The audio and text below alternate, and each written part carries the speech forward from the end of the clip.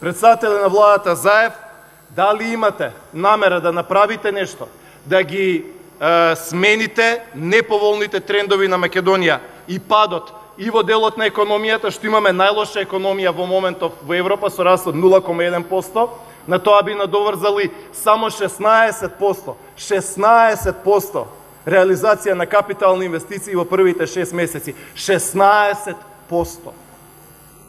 Војна, не дај Боже, не знам, земјотрес, поплава во Македонија да имаше, немаше тоа да биде. 16% е фијаско колективно на владата.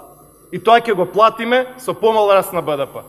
Ќе го платиме. Знам дека вие им велите, ајде, туркајте, повеќе проекти и така натаму и така натаму. Никој ништо не подпишува. Зошто никој ништо не подпишува? Затоа што во Македонија е направена атмосфера на хајка. Никој не ќе ја подпише затоа што утре ќе го презиваат со месеци и со години. Не се знае кој на кого ќе му нарача да му се направи пакост и после тоа човек да се влече година, 2, 3 или 4 по судови.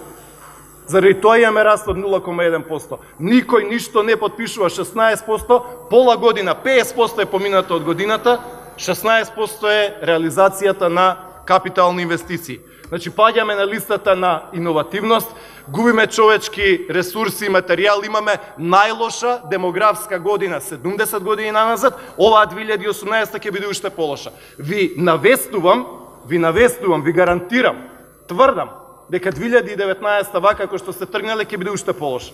Ќе паднеме дури до 20.000 родени бебиња за прв пат.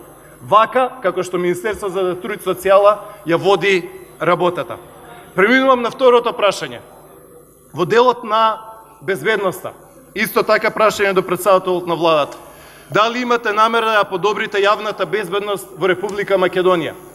Господине Заев, никогаш во историјата на Скопје, никогаш во историјата на Македонија сме немале волку многу запалени автомобили. Никогаш сме немале ваква небезбедност. Погледнете што се случи со прикривањето на претепувањето на Никола Садовски кој што почина. За него квалификацијата прво беше насилство. Детето беше во кома, прободено, искршено, претепано. Квалификацијата требаше, дај Боже да преживееше, квалификацијата ќе беше прекршочна пријава или не знам, условна казна. Сега почина, се дигна јавноста и не може да се прикрие. Значи, имаше неколку дена, недела дена беше прикривано обидот за убиство, а после тоа и убиство и смрт. Да, го видов вашиот статус на Facebook. Тоа е одговорен статус, апел за смирување на состојбите, но не можете, и знам дека сакате да се смират состојбите, но не може да ги смирите состојбите на тој начин, затоа што кога има убиство, кај во Мала Речица во Тетово, кај штабот на ДУИ луѓево да добијат по 4 месеци. Не може да има смирување на состојбите кога некој ќе го запали джипот на Армен Трамадани, кој што има 25 години, стилист, и никој да не одговара за тоа. Не може да има јавна безбедност во Република Македонија кога убиците на Мартин Јанушев не се фатени. Принципиелноста се докажува на своите. Имате околу 3000 луѓе, именувано по хоризонтала и по вертикала. Подрачни началници, директори на јавни предпријатија, општини, раководители на сектори по министерство и така натаму и така натаму. Сакате да ми кажете дека во овие година дена ниеден не завршил во офсайд за да добие кривична пријава. Ниеден од 3000.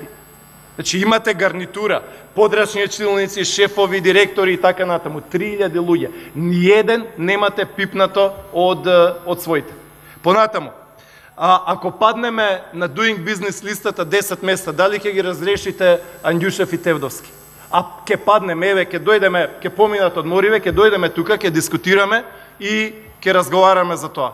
Ако паднеме 10 места на Doing Business листата, кој од министрите ќе биде разрешен? Предпоставувам никој.